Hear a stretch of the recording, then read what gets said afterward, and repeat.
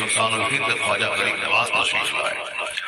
انہوں نے پورے ہندوستان میں جو زبردست محنتیں کی اور اپنے خلفاء کے ذریعے جو دین کا کام کیا، اس کا انعام یہ ملا کہ کم سے کم ان کی موجودگی میں بالواسطہ یا بلا واسطہ 90 لاکھ مشرکوں نے کلمہ پڑھا۔ آج ان کی تعداد پورے ہندوستان میں کم و بیش 40 کروڑ کے قریب مسلمانوں کی آبادی ہے۔ تو ہمیں اس بات پر فخر ہے کہ میرا ملک مصطفیٰ کے غلاموں کی تعداد کے اعتبار سے دنیا کے سارے ممالک پہ فوقیت رکھتا ہے۔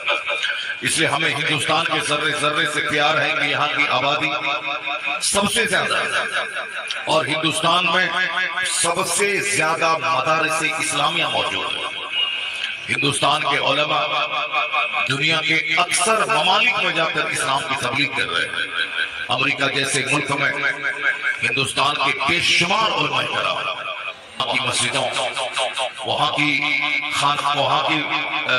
کے مکاتب اور وہاں کے اسلامک سینٹر سب سے زیادہ جو لوگ کام کر رہے ہیں، عرب ممالک کے علاوہ سب سے زیادہ ہندوستان کے علماء کام کر رہے ہیں۔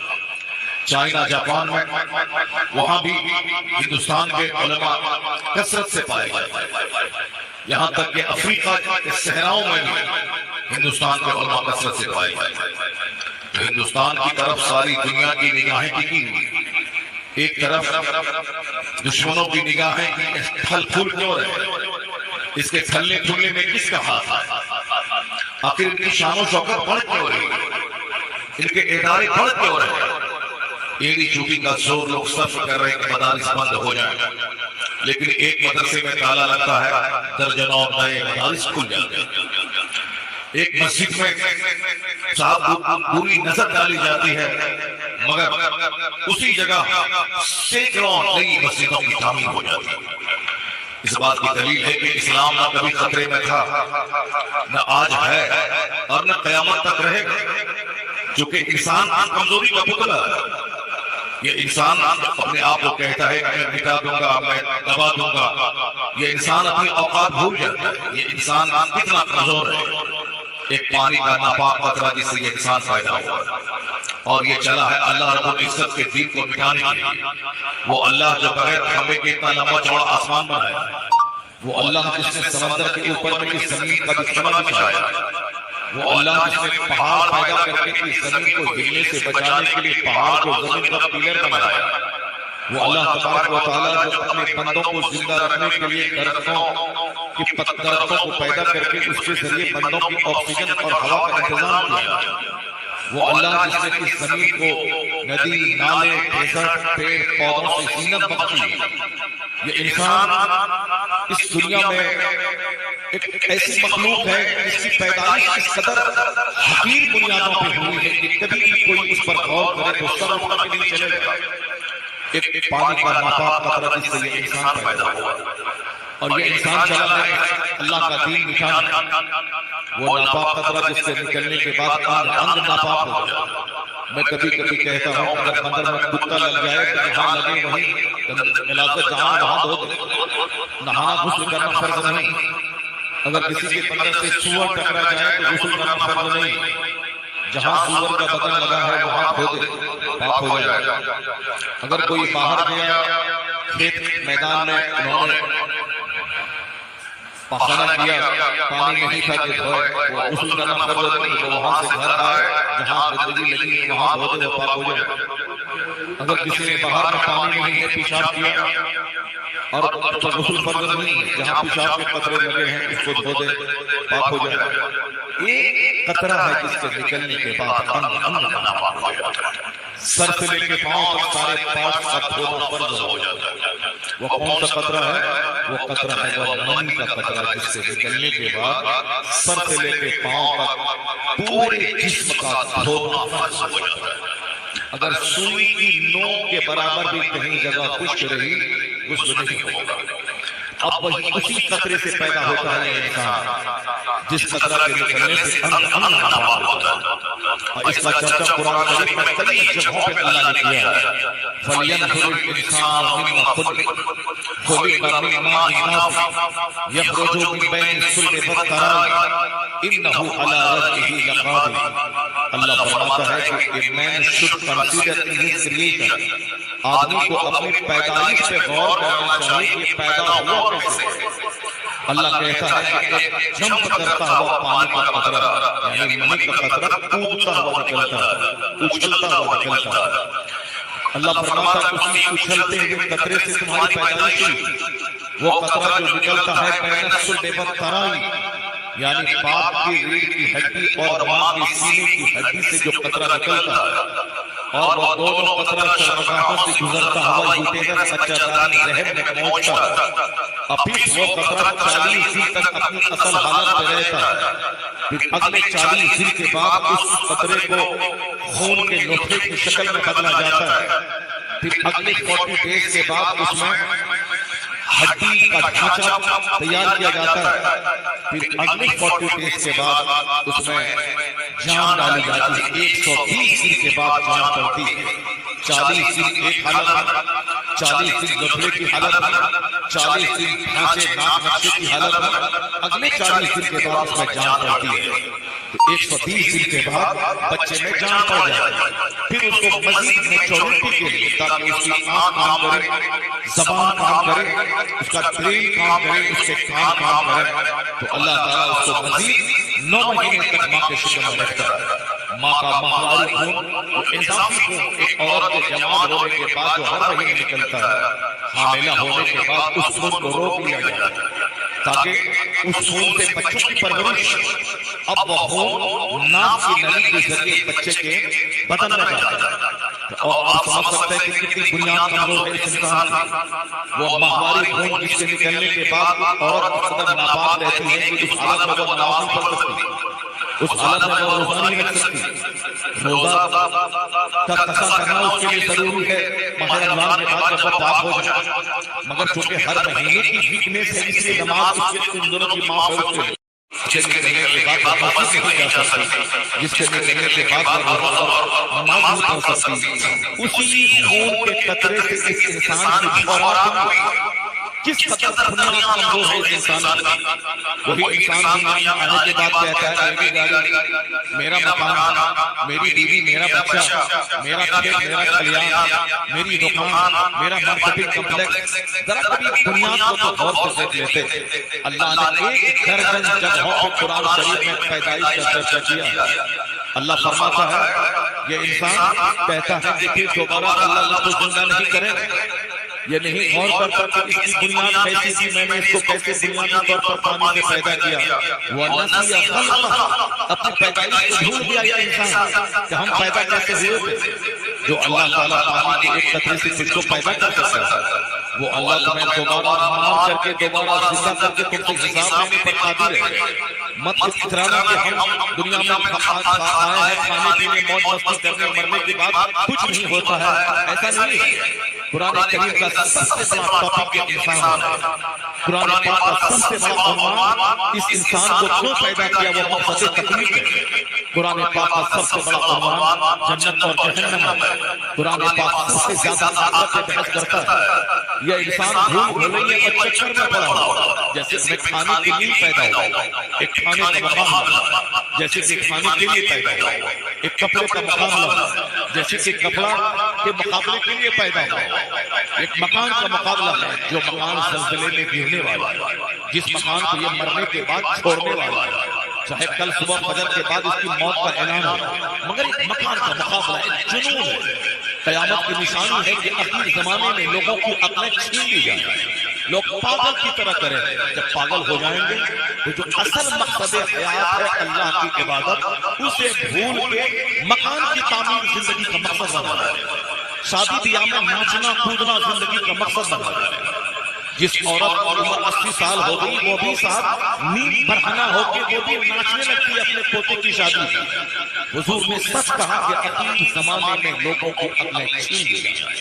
لوگ دیوانے اور پاگل کی طرح رہیں گے، اور جب لوگ پاگل ہو جائیں گے تو اننیسیسری چیزوں میں ان کی مصروفیت بڑھ جائے گی، جیسے کھانے میں، کپڑے میں، مکان کی تعمیر میں، زمین کی خریداری، جبکہ سب کو معلوم ہے کہ میں اگر محنت کروں تو 50 ایکڑ زمین خرید سکتا ہوں، لیکن اس دنیا میں ایسے ایسے لوگ گزرے ہیں جن کے پاس 500 ایکڑ زمین تھی، لیکن آج اس کی لاشیں زمین کے نیچے سڑ رہی ہیں، اس کی قبر پہ ایک جانور پیشاب کر رہا ہے، ان کے ذریعے جو انہوں نے جھوٹ بول کر حرام کر کے نماز چھوڑ کر جو دوسروں کو دھوکہ دیتے جو 500 ایکڑ زمین خریدا تھا وہ زمینیں پڑی رہی، اس زمین پہ کوئی قوم سور چلا رہا، اس زمین پہ ان کا بے نمازی ایک بچہ اس زمین کو بیچ بیچ کے کھا رہا، جو گناہ کیا تھا زمین خریدنے کے لیے وہ گناہ تو اس کے ذمہ ہے، اس سے سوال ہوگا کہ تم نے مال کہاں سے کمایا، کہاں خرچ کیا، تو گناہ ان کے ذمہ ہے مگر وہ زمین پہ اب رہ نہیں رہا، گناہ اس کے ذمہ ہے مگر اس مکان میں وہ رہ نہیں رہا،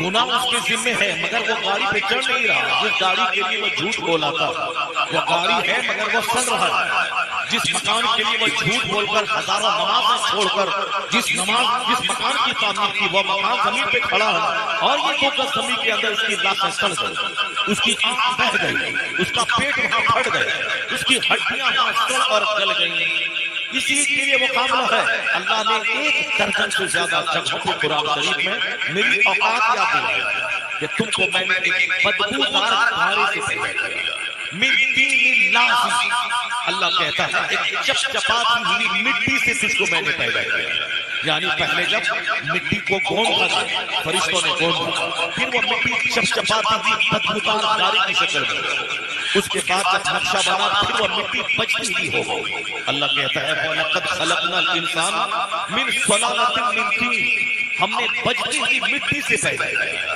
لوگ کامیڈی پڑھ رہا ہے قرآن نہیں پڑھ رہا، لوگ قصہ کہانی بول رہا ہے قرآن نہیں بول رہا، لوگ گانے سن رہا ہے قرآن نہیں پڑھ رہا، اس لیے اللہ کے کلام کے ساتھ جب اچھا سلوک بندہ نہیں کرے گا، کیونکہ اس سے زیادہ سچی کوئی بات نہیں، اس سے زیادہ آتھینٹک کوئی بات نہیں، اس سے زیادہ ریلیبل کوئی بات ہے نہیں، بندے کا ہر کلام کمزوریوں سے عبارت ہے۔ میں 1000 اچھی تقریر کروں مجھ سے اچھی تقریر کرنے والا موجود ہے، میں 1000 اچھی کتاب لکھوں مجھ سے اچھا مصنف موجود ہے، میں 1000 علم کے دریا بہا دوں مجھ سے بڑا عالم موجود ہے، فوق کل ذی علم علیم، ہر علم والے کے اوپر میں علم والا ہوں۔ یہی وجہ ہے کہ سب کی لکھی ہوئی کتابوں میں دوسرا کوئی عالم اس میں ترٹی نکالتا ہے، اس میں ڈیمیرٹ نکالتا ہے، اس میں کہتا ہے اس میں گرامر کے اعتبار سے یہ غلطیاں، الفاظ کی سیٹنگ کے اعتبار سے یہ غلطیاں، علم معانی علم بدی کے اعتبار سے یہ غلطیاں، قافیہ بندی کے اعتبار سے یہ غلطیاں ہیں، یعنی لوگ غلطیاں نکالتے ہیں،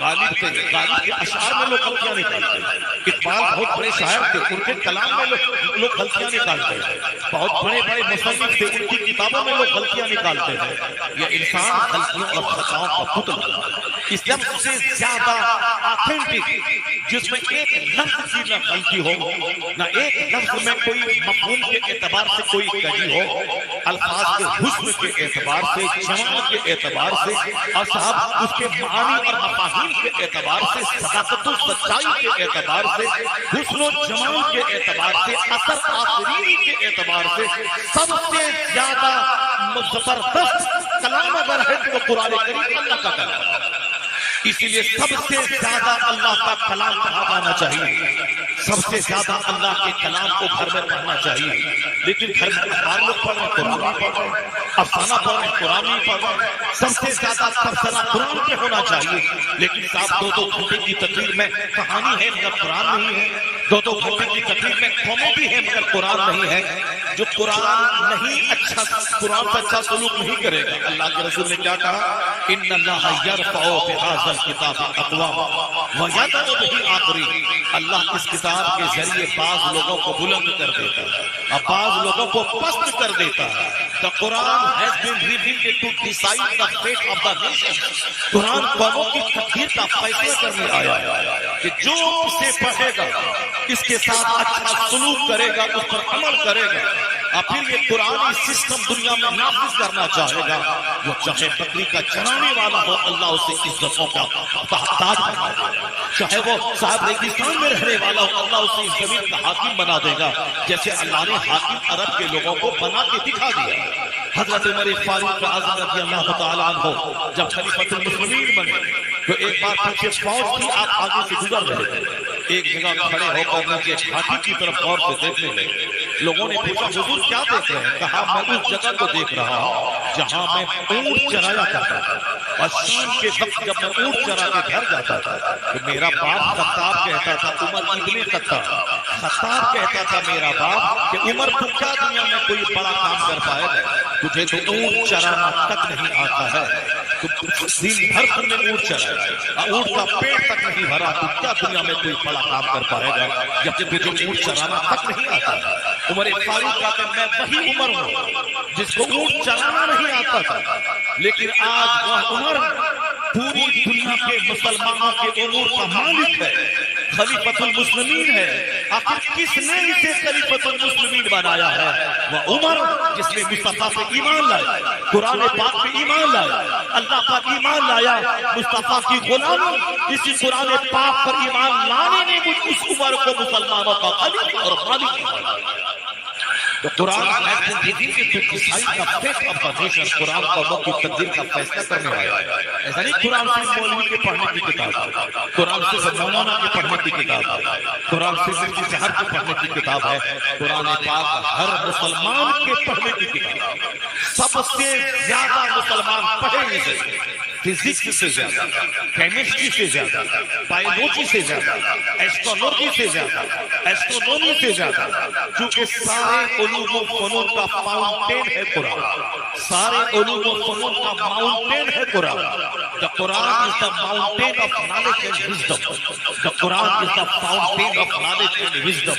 قرآن کریم علم و فن کا پہاڑ ہے، قرآن کریم علم و فن کا سرچشمہ ہے، جہاں سے علوم و فنون نکلتے ہیں وہ قرآن پاک وہ مصدر ہے، وہ چشمہ ہے جہاں چشمے سے پانی نکلتا ہے۔ قرآن پاک علوم و فنون کا مصدر ہے، علوم و فنون کا مخرج ہے، علوم و فنون کا قرآن پاک سرچشمہ ہے جہاں سے علوم و فنون نکلتے ہیں۔ اس لیے پہلے مسلمانوں نے جو پوری دنیا میں شاست کیا وہ اسی قرآن کریم کی بدولت ہے، اسی قرآن کریم کو پڑھا، اس کو سمجھا، اور پھر قرآن نظام کو لے کے وہ دنیا میں پھیل گئے۔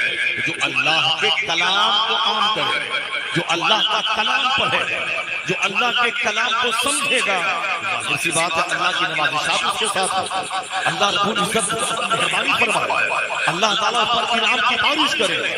زمین خدا کی، بندہ پڑھے اخبار، آسمان خدا کا، آسمان کے نیچے بندہ رہے اور دوسروں کی کتاب زیادہ پڑھے، اللہ کی زمین پہ رہے، دوسروں کی بات زیادہ پڑھے، اللہ کی چیزی ہوا میں سانس لے، دوسروں کی بات زیادہ پڑھے، اللہ کی چیزی روزی کھائے اور دوسروں کی بات زیادہ مانے، اسے تو ذلیل ہونا پڑے، اسے تو ایک درجن بیماری میں گرفتار ہونا پڑے، اسے تو ایک درجن ذلت اور رسوائی میں گرفتار ہونا پڑے۔ یہ جو آج دینی کی بغاوت ہے، یہ جو آج اولاد کی نافرمانیاں ہیں، یہ جو مسلمانوں کے بچوں کا قافلوں کے ساتھ بھاگ جانا ہے، یہ جو مسلمانوں کی بیٹیوں کا مشرکوں کے ساتھ بھاگ جانا ہے، اور یہ کئی پشتوں سے عزت دار کہلاتا تھا، جس کی عزت کو پٹا لگ رہا ہے، جس کی عزت مٹی میں مل رہی ہے، 500 سال سے جس کا خاندان عزت والا کہلاتا تھا، آج اس کی بیٹی کسی جماعت کے ساتھ بھاگ کر سارے خاندان کی 500 سالہ عزت کو مٹی میں ملا رہی ہے۔ اس کا ایک سب سے بڑا کارن ہے گھر میں فزکس کا پڑھنا، قرآن کا نہیں پڑھنا، کیمسٹری کا پڑھنا، قرآن کا نہیں پڑھنا،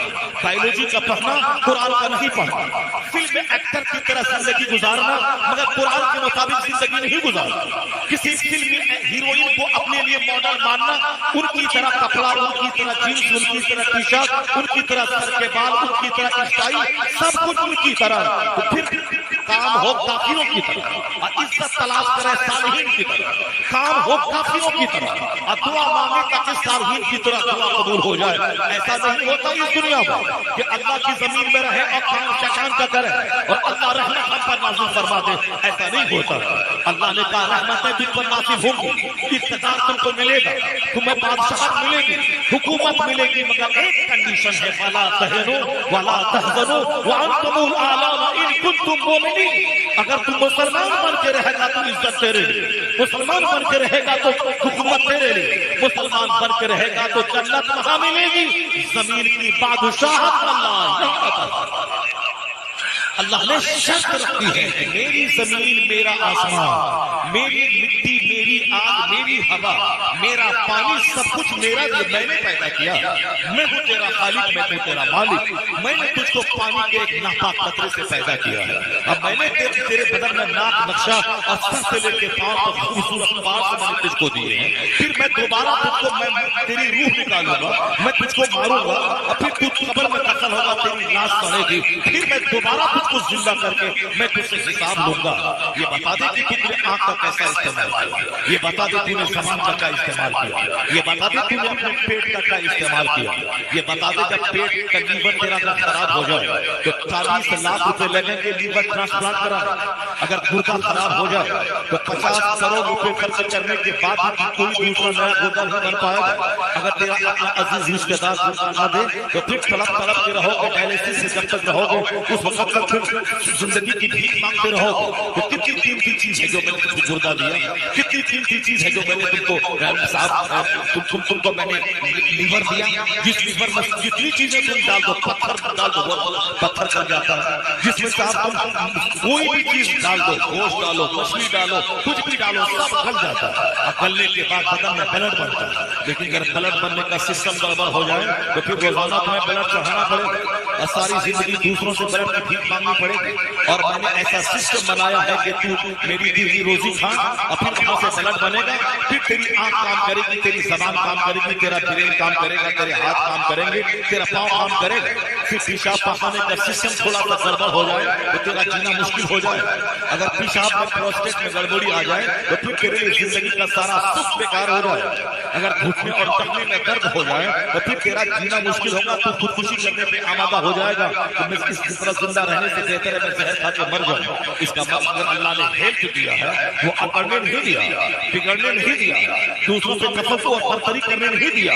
अल्लाह ने अगर नेमतें दी हैं, आंख सलामत है, सामान सलामत है, हाथ सलामत है, घुटने टखने का दर्द नहीं है, हम फिजिकली फिट हैं, तो ये इतराने का विषय नहीं है कि हम किस मार खा, हम अच्छे नहीं।